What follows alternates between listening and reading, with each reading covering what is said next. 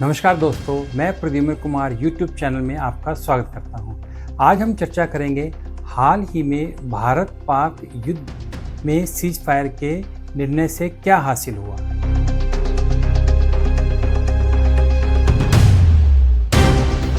किसी भी सरकार के अनुभव से बड़ा होता है देश का अनुभव। कोई भी सरकार हो, उसका काम होता है देश को उसकी वर्तमान स्थिति से आगे की ओर ले जाए, न कि अपने अपने प्रयोग करे। जैसे नेहरू और गांधी जी ने स्वतंत्रता के पश्चात पाकिस्तान से खूब यारी की और परिणाम 3 युद्ध भारत को देखने पड़े, और वर्तमान सरकार ने भी दोबारा पाकिस्तान से यारी की, चाहे वो पहली शपथ समारोह में पाकिस्तान को निमंत्रण देने की हो या नवाज शरीफ को उनकी बेटी की शादी की मुबारकबाद देने की हो, वो भी पाकिस्तान जाकर। इससे देश के अनुभव को नकार कर अपना एक्सपेरिमेंट करना और समय बर्बाद करना। पूर्व प्रधानमंत्री मनमोहन सिंह ने संसद अटैक के बाद डोजियर पाकिस्तान के साथ खेला।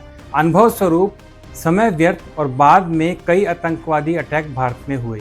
वहीं पर वर्तमान सरकार के पहले चरण में पठानकोट अटैक हुआ। फिर सरकार ने देश के अनुभव से नहीं सीखा और डोजियर पाकिस्तान के साथ खेलकर अपना प्रयोग किया और परिणाम स्वरूप पुलवामा हुआ।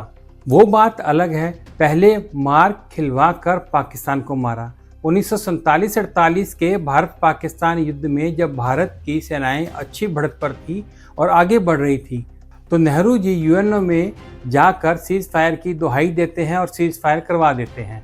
परिणाम स्वरूप 1965, 1971 कारगिल युद्ध देश के लोगों ने देखा। अभी वर्तमान में 22 अप्रैल 2025 को आतंकवादियों का पहलगाम अटैक हुआ, तो भारत ने 8, 9 और 10 मई 2025 को सभी काउंटर अटैक किए और बढ़त में थे। इस बार प्रधानमंत्री यूएनओ न जाके यूएनओ का सरदार बीच में आ गया और उसके कहने पर पाकिस्तान के डीजीएमओ ने भारत के डीजीएमओ को सीज फायर की रिक्वेस्ट की और भारत मान जाता है और सीज फायर हो जाता है। 1947-48 भारत पाक युद्ध की ही तरह, और इस तरह फिर वर्तमान सरकार ने भारत के अनुभव का लाभ नहीं लिया और सीज फायर कर दिया, और परिणाम की आगे चर्चा भी हम करेंगे। पिछले 70-78 वर्षों में कभी भी इतना मजबूत नेतृत्व नहीं रहा और न ही इतना अंतर्राष्ट्रीय समर्थन रहा। इसके बावजूद भी अपना अनुभव परखने के लिए चौहान चूक गया और देश के अनुभव का लाभ न ले सका।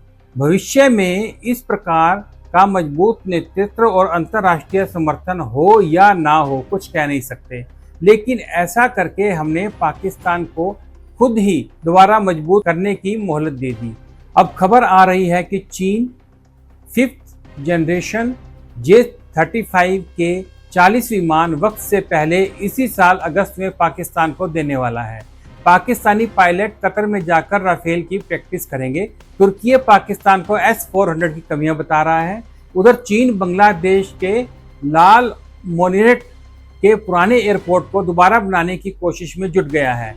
ये जगह भारत की सीमा से मात्र 12 से 15 किलोमीटर दूर है। मतलब साफ है कि भारत से 3 दिन तक चले सीमित युद्ध में हुई फजीयत के बाद पाकिस्तान और चीन अगली लड़ाई की तैयारी में लग गए हैं, और यूएनओ का सरदार तुर्की के साथ अलग ही किलाबंदी में जुट गया है।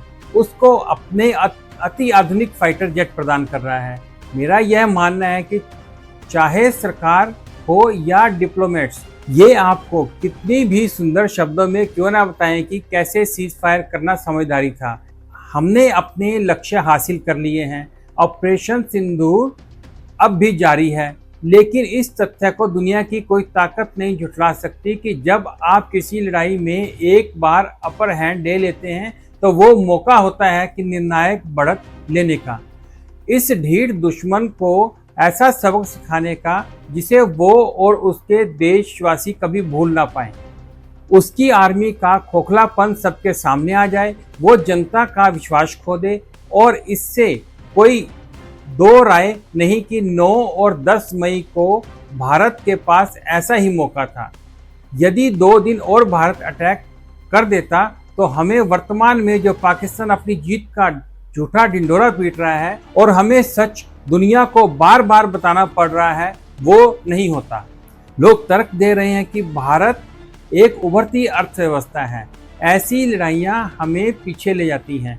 अरे भाई, पाकिस्तान की उस वक्त जो हालत थी, हमको बस 2 दिन और हमला करना था, लेकिन उन 2 दिनों के बाद जो तस्वीर निकल के आती, उसके बाद दुनिया के किसी देश में अपने सांसद नहीं भेजने पड़ते, विदेशी अखबारों के झूठ को झुठलाने के लिए सबूत नहीं देने पड़ते।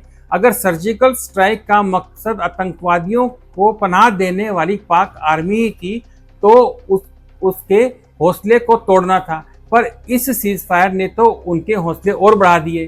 पाकिस्तान की मूर्ख जनता इस सीज फायर को अपनी जीत मानकर आर्मी के गुणगान कर रही है और वहां की सरकार ने जनरल मुनीर को फील्ड मार्शल के पद पर पदोन्नत किया। फौज जनता को यह समझाने में कामयाब रही कि हमने हिंदुस्तान को मात दी और उसे अमेरिका के पास भागना पड़ा, और इस तरह पाकिस्तान में फौज की हैसियत और मजबूती और बढ़ गई है। और अगर हमने इतनी डोमिनेटिंग पोजीशन में होने के बावजूद पाकिस्तान डीजीएमओ के कहने पर सीज फायर किया तो बदले में कोई आश्वासन तो मिलता। पाकिस्तानी डीजीएमओ का कोई स्टेटमेंट तो आता जिससे दुनिया को पता चलता कि किन हालात में सीज फायर हुआ। उल्टा पाकिस्तानी आर्मी तो सीज फायर को अपनी जीत बता रही है और इस इंप्रेशन से पाकिस्तान मजबूत स्थिति में दुनिया के सामने लग रहा है। जिस माहौल में सीज फायर हुआ उसने न सिर्फ पाकिस्तान को अपनी कमजोरियां और हमारी ताकत समझने का मौका दे दिया, बल्कि चीन को भी ये अंदाजा हो गया कि उसे पाकिस्तान को और कितना मजबूत करना है। रही बात न्यूक्लियर वार की या युद्ध बढ़ जाने के डर की, तो मैं कहना चाहूँगा कि इसी डर की वजह से तो पाकिस्तान ने हम पर 36 साल से प्रॉक्सी वार छेड़ रखी है। इसी डर की वजह से तो हम पिछले 36 साल में 2000 से ज़्यादा लोग आतंकी हमलों में मरवा चुके हैं। पाकिस्तान में 5 लाख हिंदुओं का पलायन करवा चुके हैं। इसी डर की वजह से कारगिल युद्ध से लेकर आज तक इतने ही सैनिक हम गंवा चुके हैं। युद्ध से कोई हल नहीं निकलता। क्या यह सोचकर अपने 1200 नागरिक मरवाने के बाद भी इजराइल को हाथ पर हाथ रखकर बैठ जाना चाहिए था? अगर बैठ जाता तो हमास फिर से उनके 1500 लोगों को मारने की प्लानिंग में लग जाता। जिस न्यूक्लियर वॉर का डर 8, 9, 10 मई की रात को था, क्या गारंटी है कि वही डर 6 महीने बाद खड़ा नहीं होगा? युद्ध समस्या का कोई हल नहीं है।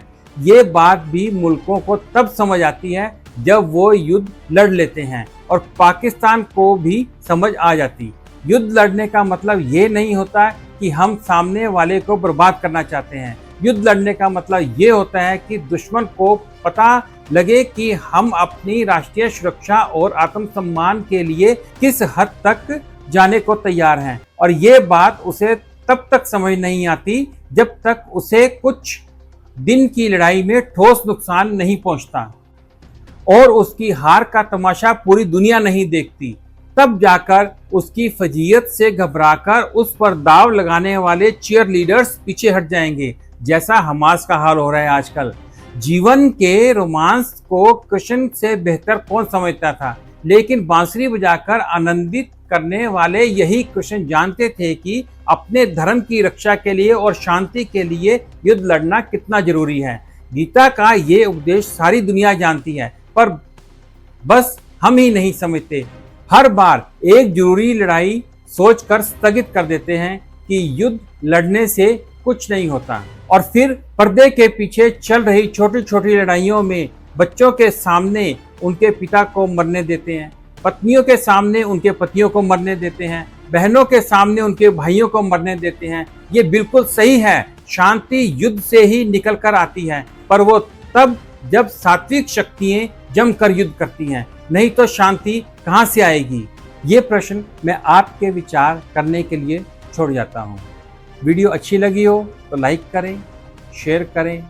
अगली वीडियो को देखने के लिए हमारे चैनल को सब्सक्राइब करें और कमेंट करना बिल्कुल भी ना भूलें। धन्यवाद।